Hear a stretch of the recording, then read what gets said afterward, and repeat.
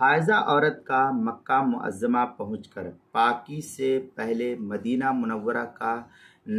نظام ہو تو کیا کرنا چاہیے ایسی عورت کو؟ چنانچہ اگر عورت ہندوستان سے روانہ ہوتے وقت حائضہ ہو اور وہ اس کے قافلے کا مکہ معظمہ پہنچ کر 2 دن کے بعد مدینہ منورہ جانا یہ طے ہے کہ مکہ میں 2 دن رکیں گے، اس کے بعد مدینہ کی طرف روانہ ہو جائیں گے،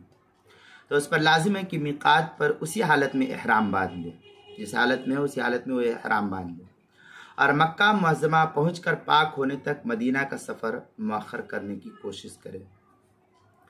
اگر اس میں کامیابی نہ ملے تو اسی احرام کی حالت میں مدینہ منورہ عورت چلی جائے اور وہاں بھی مسلسل احرام میں ہی اس صورت میں رہے،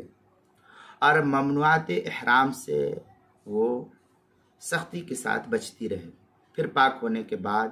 واپس آ کر وہ عمرہ کر لے گی۔ یہ مسئلے کو مستفاد کیا البحر العمیق کی اس عبارت ہے وَلَا يَجِبُ لِلتَّأْخِيرُ طَوَافِ الْعُمْرَةِ وَلَا لِلتَّأْخِيرِ سَعْيِهَا وَلَا لِلتَّأْخِيرِ الْحَلْقِ شَيْءٌ لِأَنَّ وَقْتَ الْعُمْرَةِ وَاسِعٌ فِي جَمِيعِ سنہ۔ یہ البحر العمیق کی عبارت ہے، 4 جلد صفحہ کیا نام ہے صفحہ 205 اور صفحہ 69 پر بھی اس کو نقل کیا گیا۔ غنیۃ الناسک کے اندر مزید ہے کہ اگر وہ میقات سے احرام کے بغیر آگے چلی گئی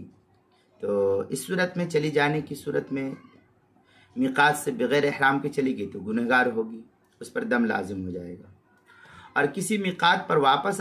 جا کر کے وہ عمرے کا احرام باندھ کر اس کے لیے آنا یہ واجب اور ضروری ہوگا۔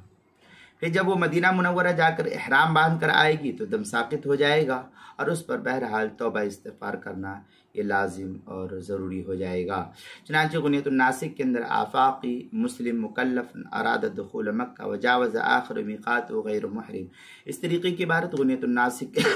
صفحہ 60 پر اس کو نقل کیا۔ اسی طریقے سے کتاب المسائل کی 3 جلد صفحہ 107 عنوان ہے حائضہ عورت کا مکہ معظمہ پہنچ کر پاکی سے قبل مدینہ منورہ کا نظام ہو تو کیا کرے، اس کے تحت جو ہے اس مسئلے کی تفصیل نقل کی گئی ہے۔